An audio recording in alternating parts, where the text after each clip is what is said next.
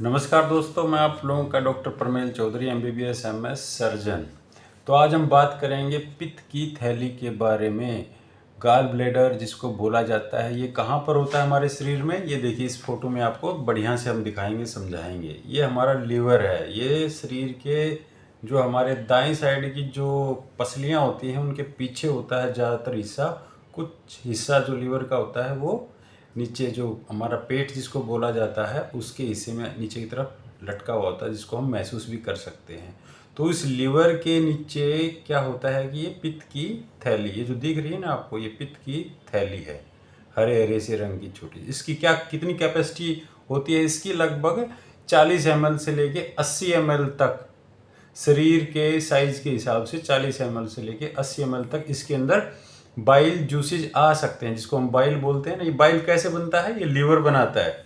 और ये जो हरी हरी सी जो इसके अंदर ये नलकी सी दिख रही है दोस्तों, इसी के जरिए बाइल नीचे आता है और रास्ते में एक इसका कनेक्शन इस पित्त की थैली के साथ भी होता है। अब ये क्या करते हैं कि जैसे जो ये ड्यूडेनम है, हमारी ड्यूडेनम मतलब छोटी आंत का पहला महत्वपूर्ण हिस्सा, जहाँ जुड़े हुए होते हैं हमारे पैंक्रियाज और ये जो लीवर की नसें होती हैं। पित्त की थैली की जो नस होती है वो सीवीडी में मिलती है, और ये सब जाके इकट्ठी यहाँ पर, ये जो हमने इसका हिस्सा निकाल के दिखाया है हटा के, ये पेपिला होता है। एक ये ड्यूडेनल पेपिला होता है, जहाँ पर ये सारे के सारे जो जूसीज होते हैं डाइजेस्ट करने वाले, वो सारे के सारे इस छोटी आंत में छोड़ दिए जाते हैं।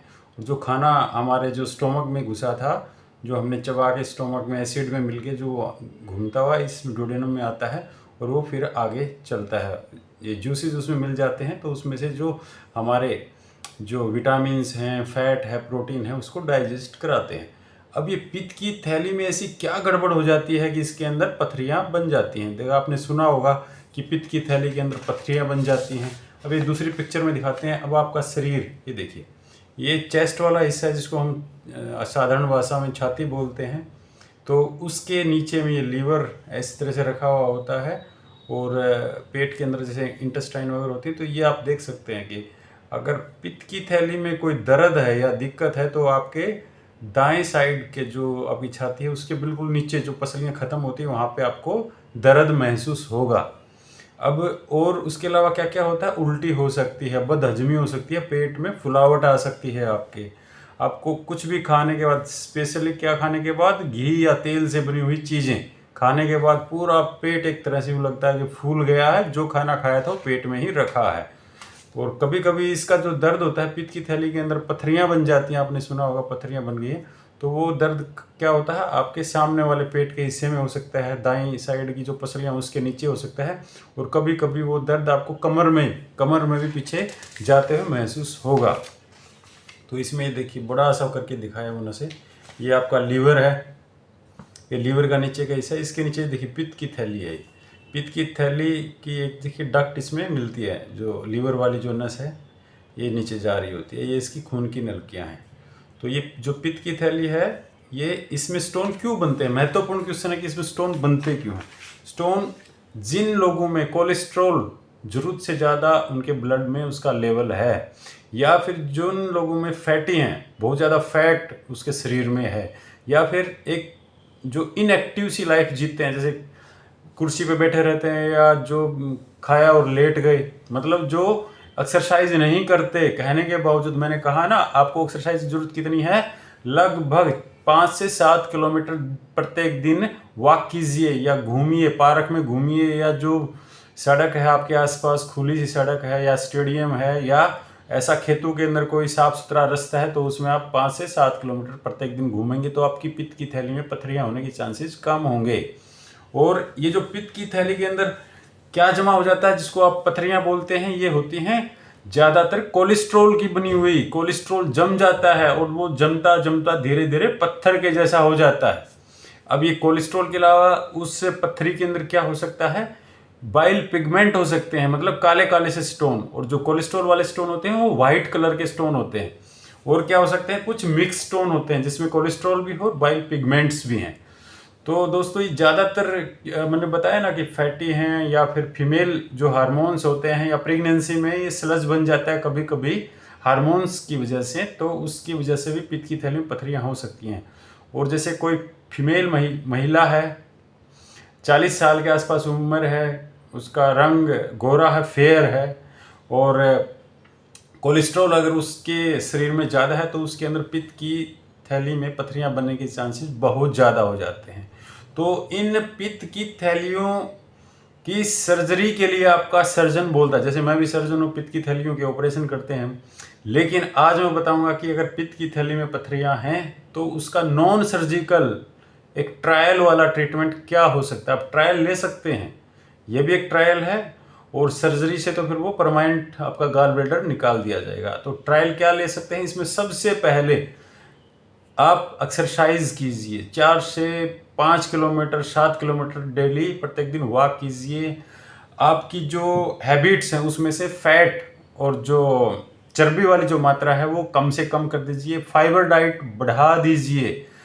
आपके पथरियां बन भी चुकी हैं थोड़ी बहुत, तब भी आपको मैं यही बोलूँगा कि एक बार इस डाइट प्लान को फॉलो कीजिए। अंकुरित अनाज खाइए। कौन सा अंकुरित होता है, जिसको पानी में आप भिगो के रखते हैं तो उसमें छोटे छोटे से पौधे निकल आते हैं, छोटे छोटे से उसमें अंकुर निकल आते हैं, अंकुरित हो जाता है, छोटे छोटे से वो जो छोटे छोटे प्लांट्स उसमें उगने शुरू हो जाते हैं उन बीजों के अंदर।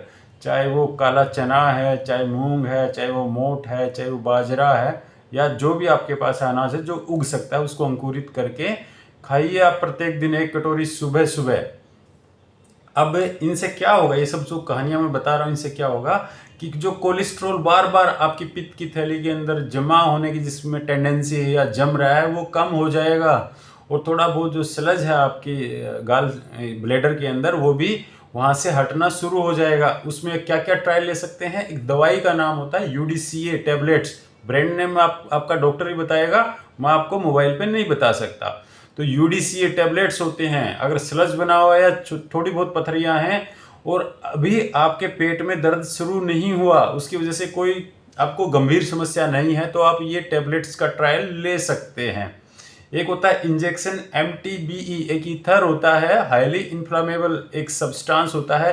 इसका एक डायरेक्ट इंजेक्शन गॉल ब्लैडर में लगाया जाता है जो तुरंत इनको घोल देता, घुल जाए। अब निकलेंगी कि नहीं निकलेंगी वो इस ट्रायल पे, इससे एक्सपेरिमेंट पे डिपेंड करता है।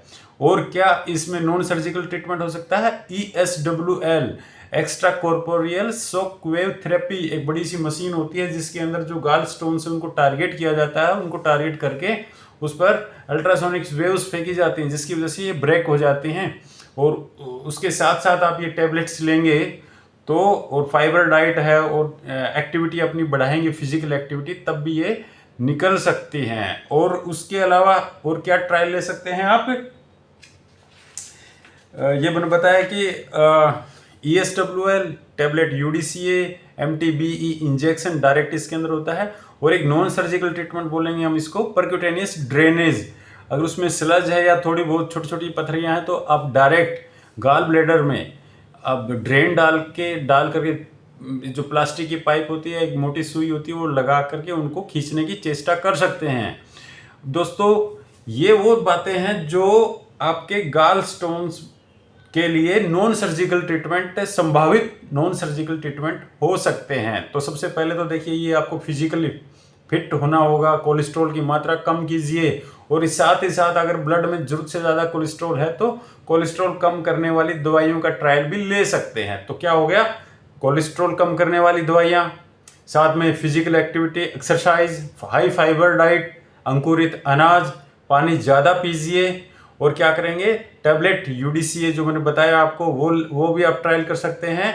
और अगर ऑलरेडी पथरियां बहुत बड़ी बड़ी बनी हुई हैं तो उनको तोड़ने के लिए ESWL मशीन का प्रयोग आप उस ट्रीटमेंट में आप ट्रायल कर सकते हैं। और या फिर MTBE एक इंजेक्शन होता है ईथर का, वो डायरेक्ट गॉल ब्लैडर में आप लगवा सकते हैं, अल्ट्रासाउंड गाइडेड या फिर CT गाइडेड, मतलब वो आप मशीन की प्रयोग से आपका डॉक्टर उसमें ट्रायल कर सकता है। तो दोस्तों आज मैंने बताया कि गाल स्टोन्स का नॉन सर्जिकल ट्रीटमेंट। अब इससे संबंधित अगर आपको कोई डाउट है, कोई क्वेश्चन है, तो आप कमेंट बॉक्स में जरूर लिखिए। अगर आपको वीडियो पसंद आई है तो आप क्या करेंगे, लाइक कीजिए और चैनल को सब्सक्राइब कीजिए, और आपके जो साथी हैं, रिश्तेदार हैं, उन तक इस वीडियो को जरूर शेयर कीजिए। Thank you.